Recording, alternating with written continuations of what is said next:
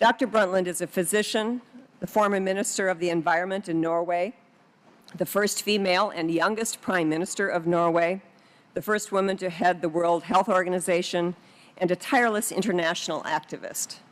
Dr. Brundtland has lived her life making connections between people and among people and ideas and organizations.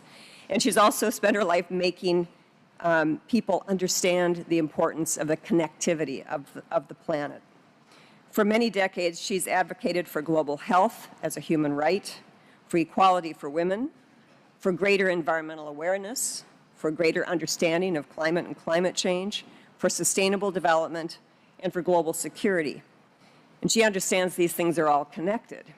And it's perhaps because of her own intrinsic understanding of the interdependencies and the interconnectedness of these things that she has been so influential in helping others, including many world leaders, understand that. And as I quote her, she's helped them understand that, quote, all is indeed linked to everything else. She's applied this perspective in countless ways, in countless different roles, and we'll hear a little bit about that today. We're so pleased that Dr. Brundtland is at Stanford this spring. She is the Mimi and Peter E. Haas Distinguished Visitor. The Haas Distinguished Visitor Program brings to Stanford individuals who have had significant impacts, significant public impacts in the United States and globally, and that is certainly the case for Dr. Brundtland. You can learn more about her visit, more about the Haas visitors at the Haas Center's website, which is Haas, H-A-A-S, .stanford.edu. So during her visit to Stanford, joining her in her visit to Stanford are her husband of, I think, 53 years or so, Olaf, and their 21-year-old granddaughter, Julia. So from all of us to all of you, thank you for being here and welcome to Stanford.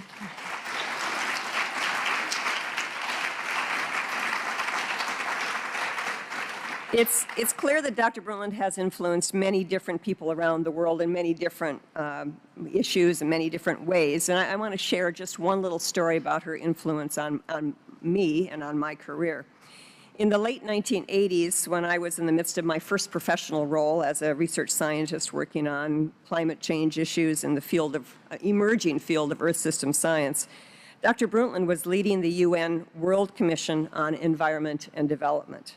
That commission shortly would become widely known as the Brundtland Commission.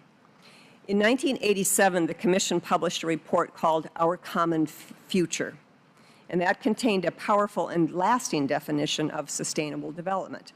In quotes, development that meets the needs of the present without compromising the ability of future generations to meet their own needs.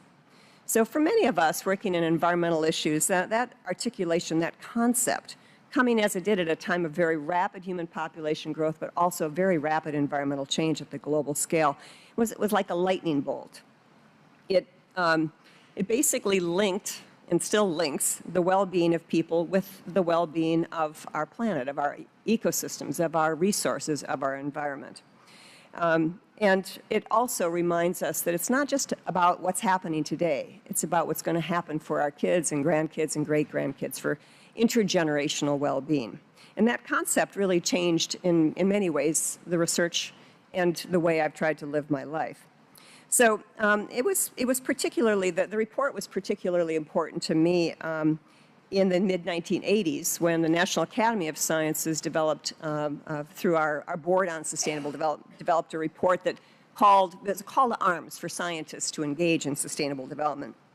And we wrote a book that was called Our Common Journey, and it was in tribute to the Brundtland Report's Our Common Future, and also in recognition that we're not going to get there overnight. This is hard stuff that we've been hearing about today. This is hard. These are hard things that we have to do. We're navigating in uncharted water, but we better be all working together to do it. And so, again, thank you to the scientists and the policy analysts and all of you at Stanford and beyond who devote part of your life to this.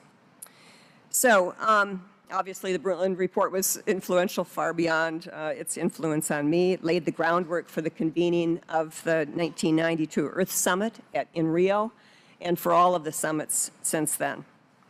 Today, Dr. Brundtland is deputy chair of the Elders. It's an independent group founded by Nelson Mandela with 10 global leaders of such stature that they can create change by boldly voicing solutions to seemingly intractable problems. Dr. Brundtland's colleagues among the elders include Bishop Desmond Tutu and former U.S. President Jimmy Carter.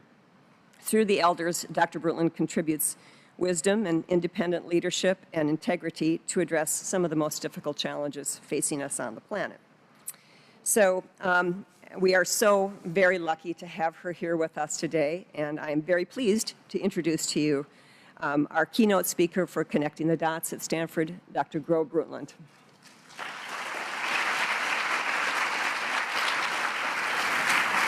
Thank you so much.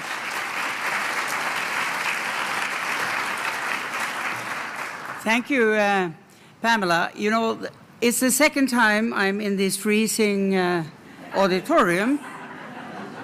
I was invited as a keynote speaker here at your meeting last October in these quarters. This morning, when I got up, I had gotten used to the nice warm weather here.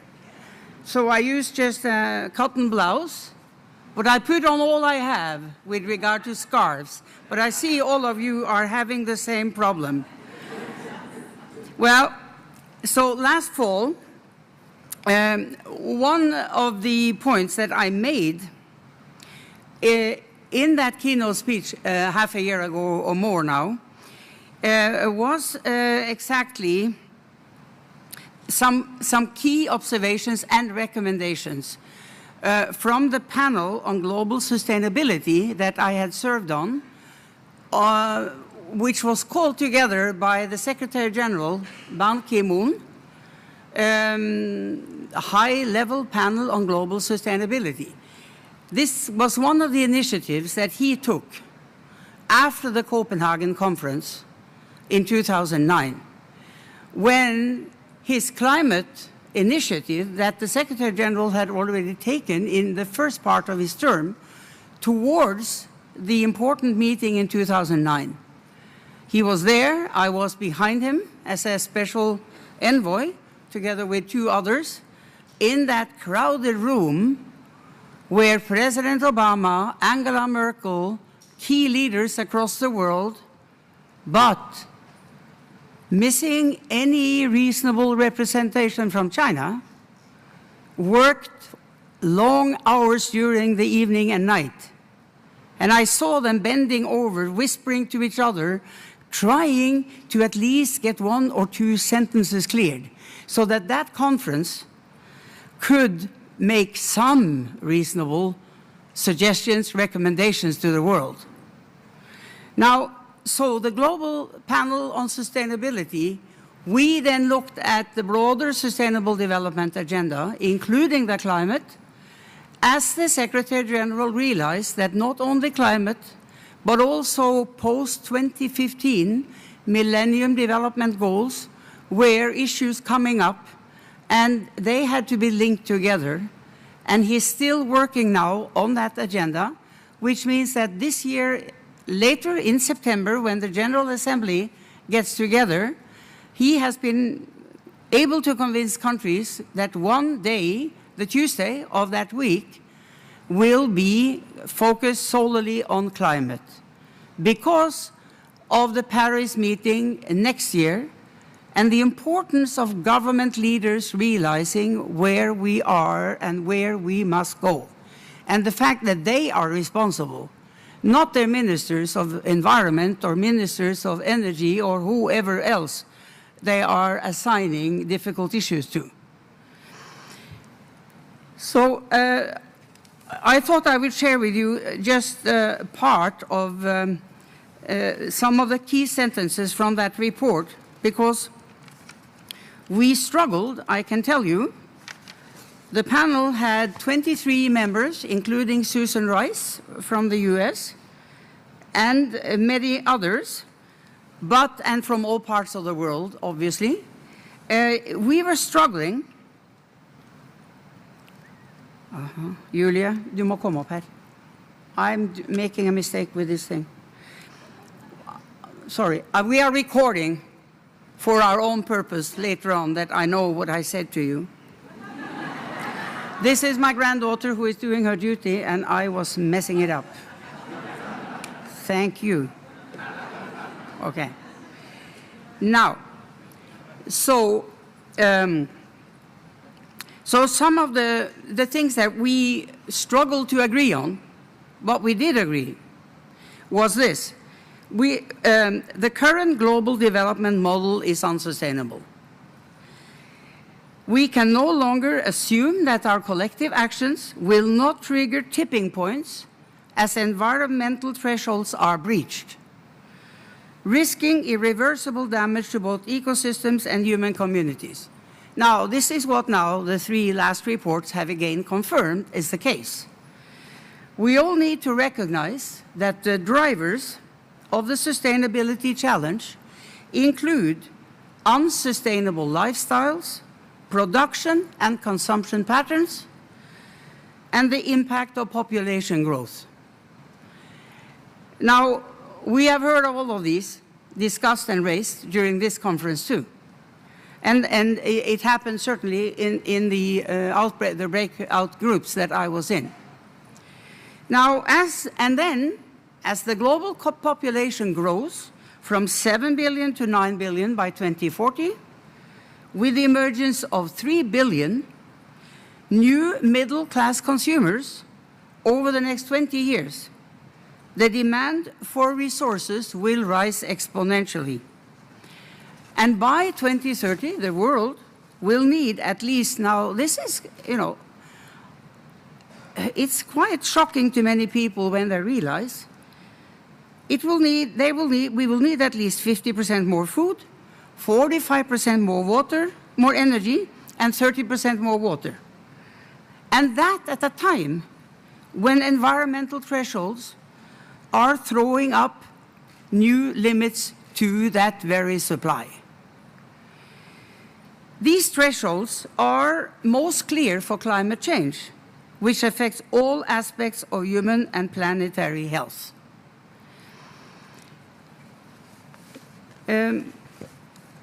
Today, you are gathered, as Pamela said, to address exactly these crucial links. The climate, the energy, the food, and the water nexus, which are some crucial and key ones. And you have asked me to share some reflections on our common future. But as I do that, I would start by adding an important 5th part of at least how I see that nexus being very much influenced for our common future by the role and empowerment of women. Think about how, think about how women are centrally placed in that nexus. They are linked to all 4 parts of them. Cooking and serving, often in small huts or homes where fossil fuels are being burnt, to even cook the meal, and polluting the whole family and the baby in the back, being here on the back while the woman is cooking the meal. And the children are not able to read if they are school children in the first place, because if they are girls, they may not be, because they are carrying water and wood. So the family can survive and the boys can go to school. So and who is producing what the family eats? Usually these women, the mothers, if they have a chance, they grow some vegetables, which is essential for the nutrition of the family. Now, all of this is linked to food, water, and our common future. Now,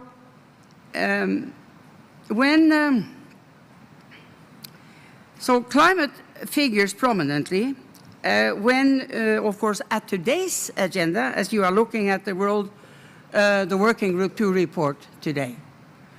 And also, as I have been addressing students here at Stanford over the last 5 or 6 weeks, Among them, on sustainable development, I was responding to their prepared questions, which is a very good way of meeting with students. I had the questions to Norway before I even left for Stanford. And it means I didn't start speaking to these students half an hour about what was on my mind. I tried to respond to the questions they had asked me before I came. And the next half hour was used to answer their new questions. So as I started responding to the questions, I had to go back to the source of the book, Our Common Future, and my own foreword, because that was what was on my mind in '87 when that report came, the kind of essence of the work we had done and the messages to the world. So I'm going to quote to you a part of what I also quoted to those students.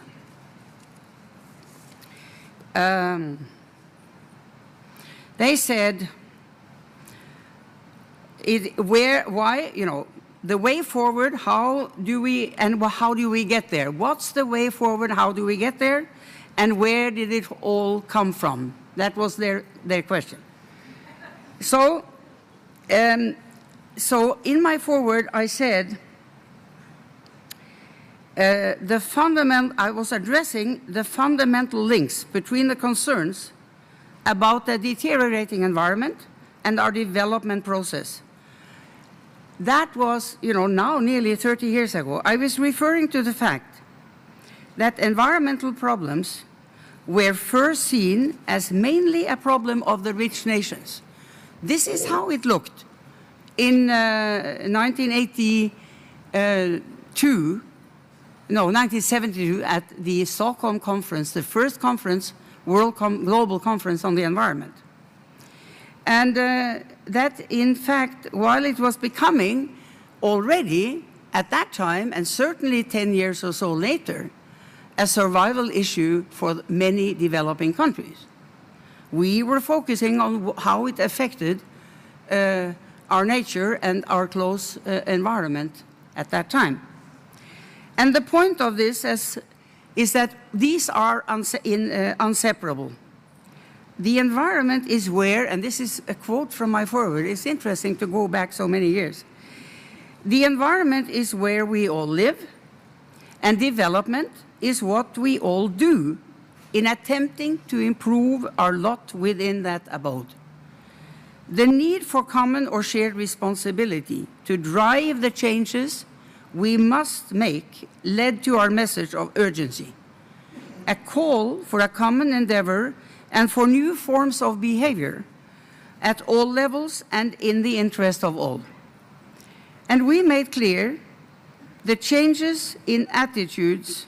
In our report, we made clear the changes of attitudes in social values and in aspirations that the report urges will depend on vast campaigns of education, debate, and public participation. Now, the meeting here, 27 years later, is part of that ongoing campaign. Because we are still not there, as we have heard. But I think more than 25 years later, I think we can all agree that we are far behind the mark as we can count our failures. And I'm not saying we can count our failures. I really believe we can and should. That doesn't mean that many people, many places, many centers of excellence, many local communities, many serious politicians have been doing many things, you know, happily. It's not that nothing has happened, but the dimension of what we are facing is far beyond what we so far have been able or willing to do. Now, then Then, yes, I have to, you see, I'm trying to gather my different, yes, so now, so what are some of the things that that panel only a year or so ago, 1.5 years ago, concluded? So we now need to take seriously the challenge to measure and to price what matters. In this conference, at least in the breakout groups, and even here now in the panel, the discussion about price, carbon price, some of the major measures that need to be taken are obviously what needs to be done. Because the marketplace must reflect the full ecological and human costs of economic decisions and establish price signals that make transparent the consequences of inaction and of action, both. Because they all have consequences, whatever decisions we take. And of course, pollution can no longer be free. We know that. But it's so frustrating that although we know so many parts of humanity, parts of the world are not responding to this fact. Subsidies should be made transparent and phased out for fossil fuels by 2020. It's possible, it can be done. Some countries have in fact gone through that kind of policy. And for that reason, they have really been able to make an impact. But as you're discussing in that panel, you know, if you put a price on something that is negative, and that's another new tax and people don't like tax, no, then it has to be done by reducing something else at the same time. Because not all the taxes you are taking everywhere in different countries do have an impact that where you could not take away a part of the tax scheme and people would understand immediately that they were not being burdened with an additional tax. We must find a system where this can be done while reducing other taxes or finding ways to give back, as was discussed here earlier. This is also the position that we as elders now are trying to promote. We have one elder called Ernesto Zedillo. He is the newest among us. He has for many years now, the former president of Mexico, been advocating strongly that countries, because this is also a picture of where you share between parts of the world in all what needs to be done for adaptation and for implementation of mitigation in poor countries. So it's a big puzzle, as we all know. But his point has been carbon tax is the right thing. It brings us forward, but the revenues from that carbon tax, that needs to be staying in the country that has the courage to make that carbon tax in the first place. Because otherwise no country will do it, you know, until we all agree on a universal carbon tax system, which is where we must be going. Now, so I said we have not been succeeding. In fact, we have a number of failures to look back to, and not least the Copenhagen meeting 2009, although some of the leaders there managed to save the 2 °C goal of not going beyond that. It was an important thing that happened.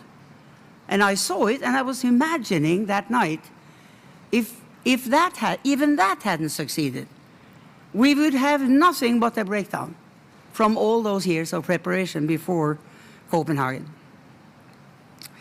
Now, so what do we do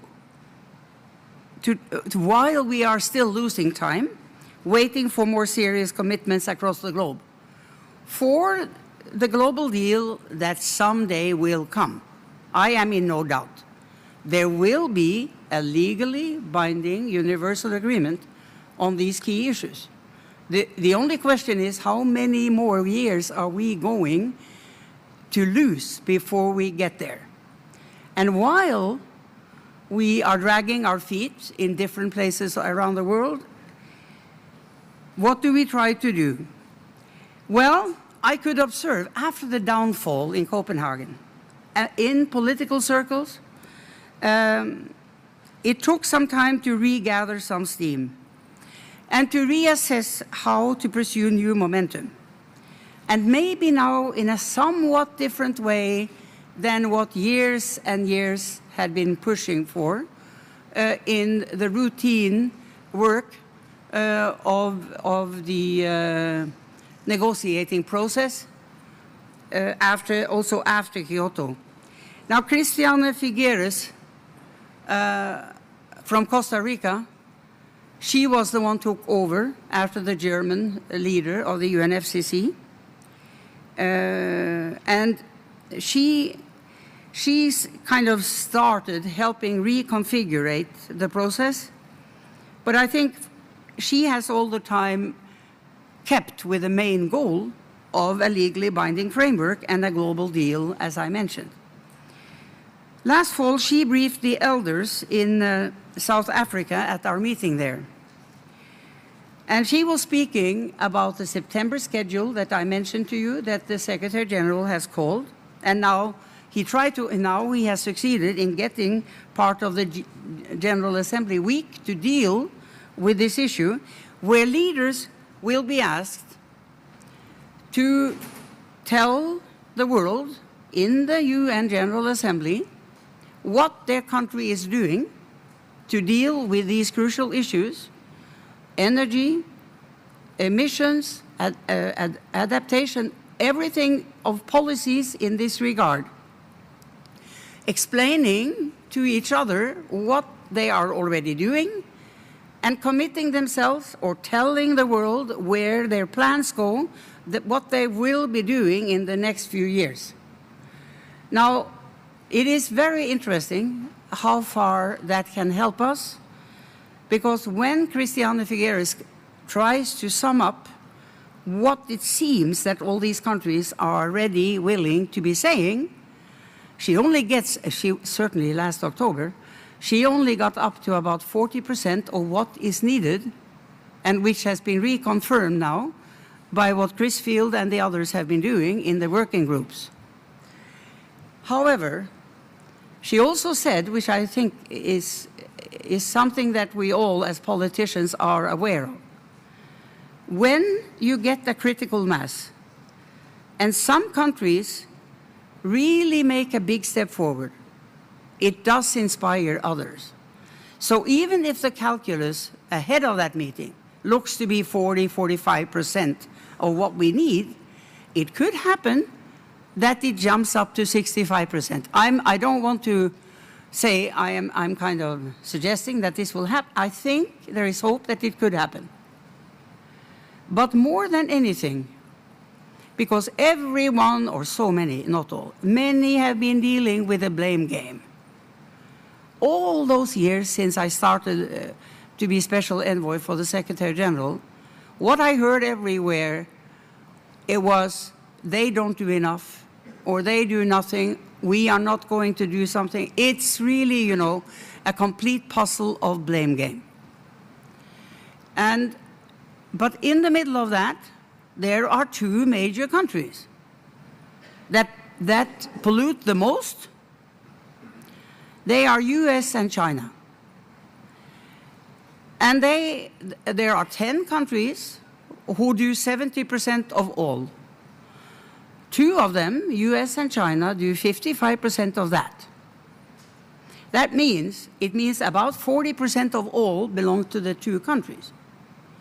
But because so many others, the two of them are blaming each other. They have been doing this as long as I've heard them. I mean, since 7 onwards. Both blaming the other. And in US Congress, we are not doing anything until China also is part of this coming deal. Why should we, etc.? And the same thing in China.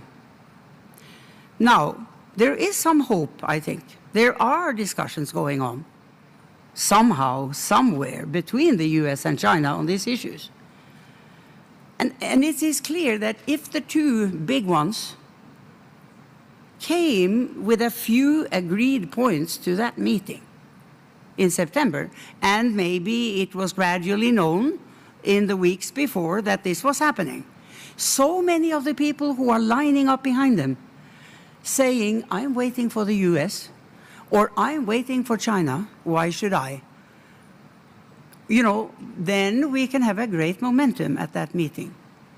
And China and US, for their own domestic reasons, need to do it anyway.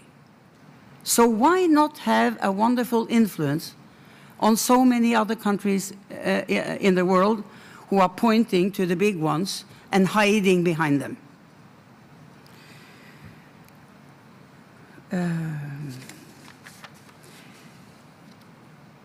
Yeah, that's... you know, this morning, as I was preparing some of this, I was reading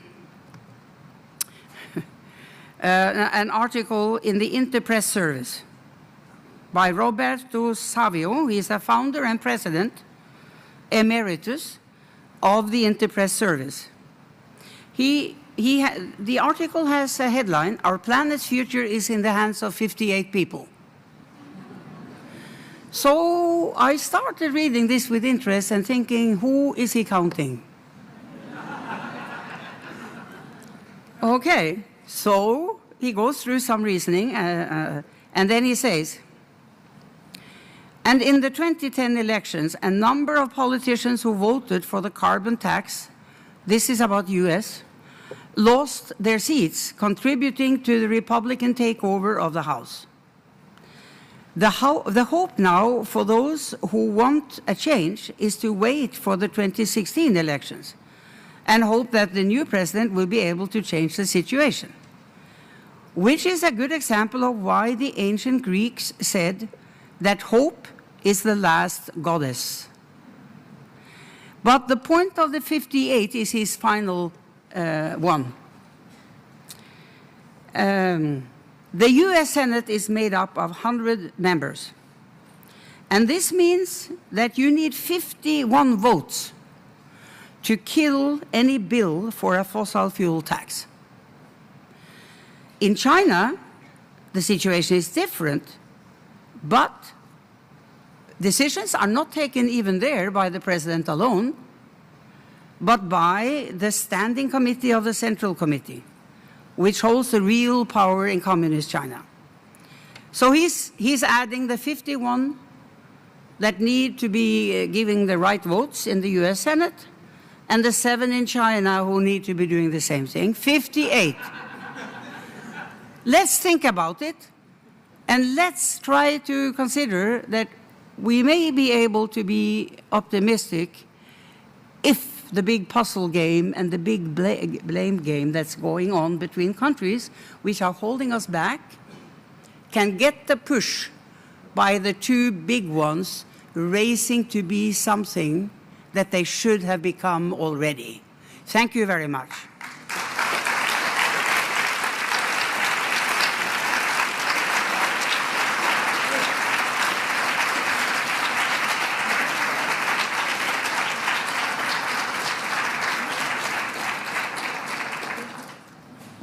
No, I was not saying no to questions.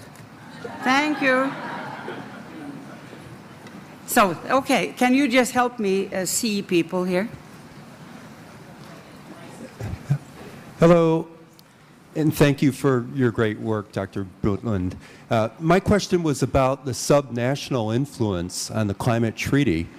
We have California, we have cities all around the world, even in China, 7 cities and provinces with the carbon exchange, and moving toward a low carbon framework, many of those cities.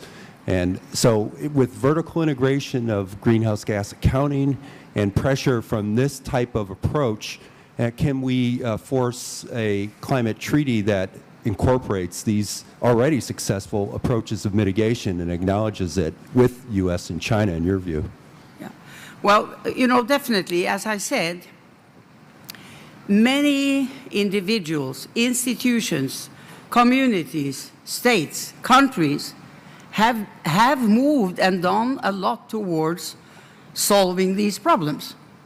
And all of those examples give inspiration to others and make it possible for others to see, as we heard here, California has not seemed to get into some kind of difficult economy because of the actions taken about some of the issues which are better than in other states. So there are many examples of both states, countries that have moved and made and taken action, and they do serve as wonderful inspirations to others that they are copying or taking part of that experience, inspiring and daring to be courageous and start new policies. But I think the complexity of the global complete deal in the future, I mean, that is really, I'm not even trying to address all the, you know, the difficulties of measuring, the difficulties of monitoring, which we have to do. I mean, in the end, I think many countries are willing now to be transparent. Even now, without a global agreement, they are willing to transparently share what they are doing. They are willing to be measured. They are willing to be asked. And all of these efforts, which are part of even going from, from down upwards in a pyramid, you try to have countries commit to more and more, and the sum can gradually be as high as that we want. And California or others that are moving will be part of what then the U.S. can report as a total. I mean, the U.S. is not only reporting what Congress decides. The U.S. is reporting how the emissions are faring and what's happening. And so, indeed, everything is linked to everything else, and every action is makes a difference. Yeah. Yeah. One of the dots that I would love for you to connect for us has to do with refugees, in particular climate refugees. I understand that Norway has been particularly welcoming to refugees over the past 4 to 5 decades. And I wonder if you could comment on how you imagine wealthy countries in Europe or North America will react to the need to take in climate refugees in the future. I mean, the movement of people and poverty added to by climate change effects are making problematic situations many places around the world, and adds to what's already a pattern of people moving away, if they can, from difficult life situations. And this is going to get worse if climate continues to deteriorate, which is a very important argument, also in addition to all the others, that we must act, and act quickly. We cannot just let decade after decade pass without having much more concerted and serious action of common responsibility to avoid all the downsides of what's happening. So Norway is active in many of these areas, and but in this context also, we are putting a lot of money into trying to help Brazil avoid the cutting of the tropical forests, and helping the communities that are now partly dependent on doing things that are destructive to the tropical forest. And I'm not talking about the big developers, but people who live in the margins of the tropical forest, who need to have an alternative way of living in order for tropical forests in important parts of the world to be saved for the future. So there are so many things countries can do to help. while we are not so effective as we should have been. Yeah. I'm here as a student who's interested in the environment. I think a lot of the other students who are here are also interested in telling people or specializing in knowing what's wrong. So in this like nexus of inspiration that we're talking about at the country level, what can we do as young people to kind of like act as in that nexus of inspiration? What do you foresee as the role of young people and young people interested in the environment? You know, you are a young student at Stanford, are you? Yeah. So you can choose the subject or the things the programs you go to, the study you choose to take, and decide to be part of the solution. But it doesn't mean necessarily only being a scientist in adding to the knowledge base of the IPCC, which you could. But it means also, you know, if you study in other fields, you can help support civil society, NGO activists, businesses who want to move but don't really know how.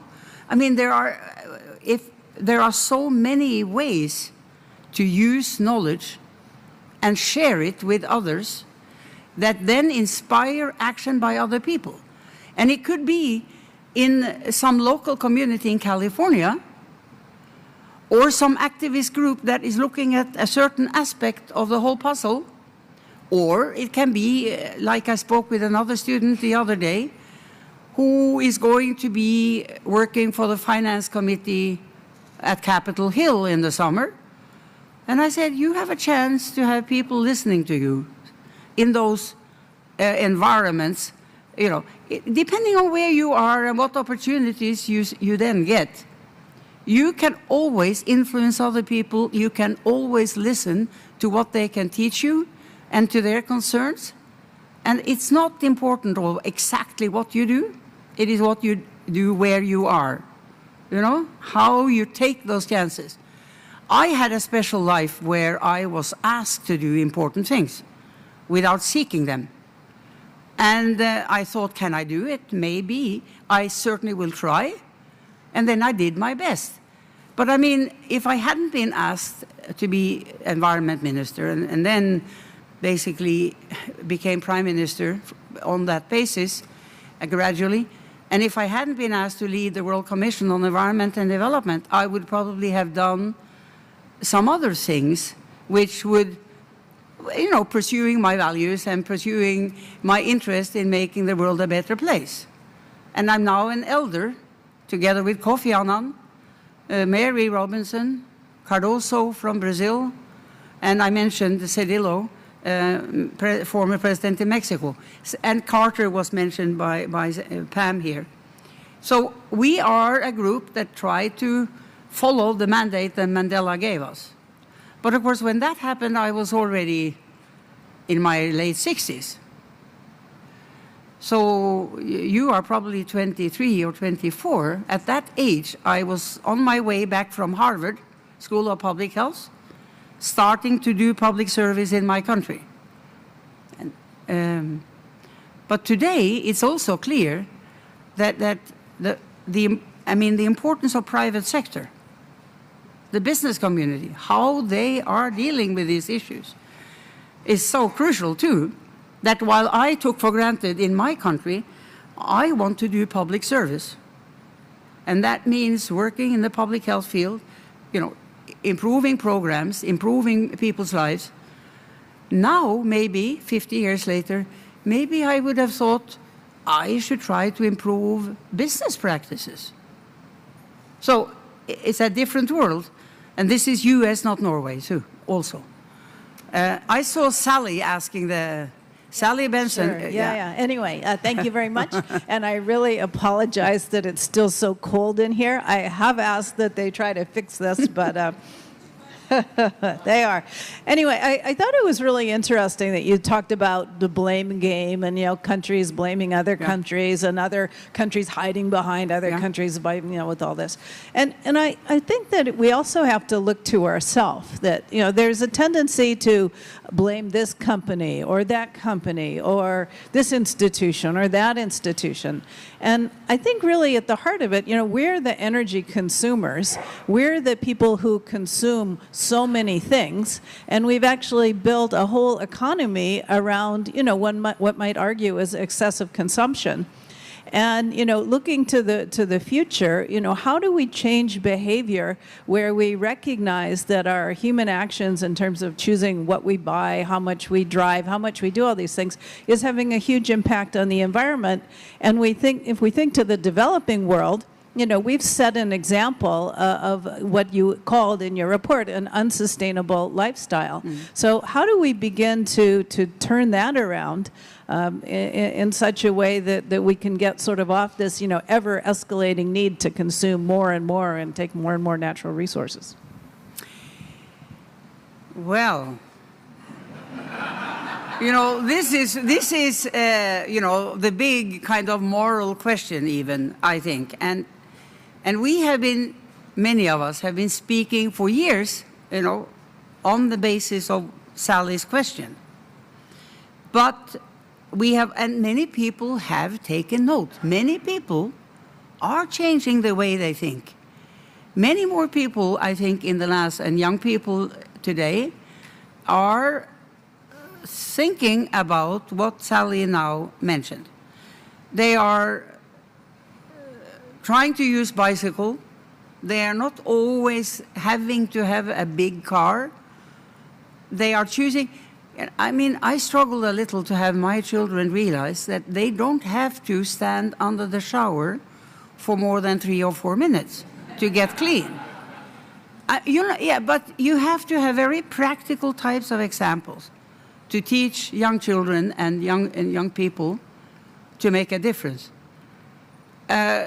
So there are so many aspects, and of course it's the parent generation that have to be helpful in letting their children understand this as they are young enough to put it into their pattern or their lives as something that they don't even have to think about. Habits, they come early. And so that's important. But then as a politician, you have to try to think, can you stimulate some of the things that will inspire people to make the right choices? That is a quite powerful method to use. And then to have a high price on gasoline, which is what we did in Norway, it helps. People have smaller cars than here. And people take more train than they would have done otherwise. They bicycle more. People have continued walking more than you do here. And there's a cultural aspect to it, but it's also that if you make it possible to walk or bicycle safely, because you have roads for that purpose, or parts of it helps a lot. And parents dare to let their children bike to school or walk to school instead of driving them. There are all of these aspects which are important. And they are obviously part of the solution, but because why would you also vote for politicians who want to do something at the federal or state or community level here, unless you yourself are convinced that these are the right things to do? And we will all benefit from changing some of the cultures that have led us to where we are today and where we have been in the last 30 years since we realized what's happening with global warming. Because, those generations before us, they didn't know.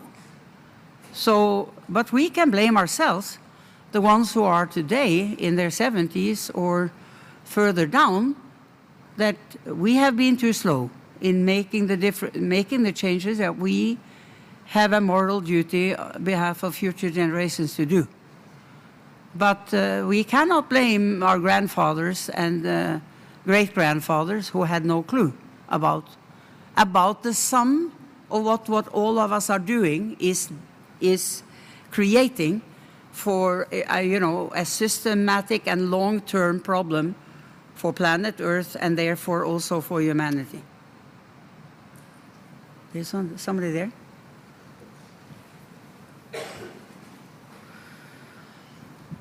Hi, George Marshall is this on? George Marshall has a new book coming out on the psychology of climate change, and in that he mentions that the biggest failure to address climate change comes from the fact that since the beginning that we started worrying about it, the only solutions we look at are reducing emissions rather than reducing supply, like in Norway. Reducing emissions, tailpipe emissions, more fuel-efficient cars, change your light bulbs, whatever, rather than reducing supply. There's only 10 companies that control 2/3 of all the oil on the planet. You could fit them around a table and have a discussion, but instead we're trying to convince 5 billion people to use less of it. Can you comment on that, especially considering that Norway is a very big energy producer? You know, I really think when you look at where the world is at today after more than 200 years or so of industrial revolution and using fossil fuels over so long time and using oil to make everything under the sun. I mean, we are living in fossil fuels, we are wearing them, it's all over the place. So I think as we move to renewable energy, energy efficiency, solar, wind, and and maybe nuclear energy. I'm saying maybe because I think I don't think I will be an advocate that is the future solution. However, I think the fact is we need to continue having nuclear energy, which is part like 20 or 25% of what the world is using today, but have to continue moving to make it safer. It isn't fully safe. However, with the climate challenge and the global warming, we can't say, go away with all nuclear energy. Then it's even worse to find the ways to get from here to a low carbon or zero carbon future, which we are going to do in the next 40 years or so, 35, 40 years. But meanwhile, I think we have to try to reduce the amount of coal that is being used for electricity creation gradually, and we must use gas as some decades of bridging to the new future. We cannot do this overnight. So stopping oil companies from producing oil is not going to solve it short term now. You know, we have to get the price signals, we have to put policies in place that reduce the trends that those companies are calculating on, because it's only going to be intermediate. We are going to a carbon-free or a low-carbon, zero-carbon future, because we have already put so much up there that we can't continue. But frankly, I understand how the students are saying, divest from fossil fuels. But when in Norway now, they are starting, the Norwegian parliament and government are starting to look into the details of how a policy of divesting from in our Norwegian petroleum fund, the pension fund, how that can happen. And it is obviously very complicated when you start looking at what kinds of firms are in fact partly involved in having one or other kind of fossil fuel as part of their what they are working with or producing. It's absolutely evasive, because we have had this world for so long, which has been using fossil fuels in plastics, all over the place. It's not like a simple thing. But I'm saying carbon pricing, absolutely. And I know that Norway will be we have had a CO2 tax on the Norwegian continental shelf since 1990-1991. And when I proposed it, there was a terrible outcry. Not only in Norway, but across the world, every oil exporting country insisted to see me in Rio in '92. How could I undermine the future of oil? I said, we have to. We all have to do this. They were asking to be compensated for the fall in the value of their national resource because of the global warming issue. I mean, they were turning the thing completely upside down. And as late as in 2007, where we celebrated the World Commission report after 20 years in the General Assembly, I still had people from the Gulf countries convinced that it was not only that carbon price, tax was terrible and out of the question, but they were demanding from the rest of the world to compensate what they had lost, because the values of their oil had been undermined.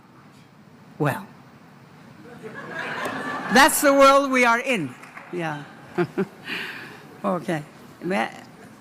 You have to decide the timing.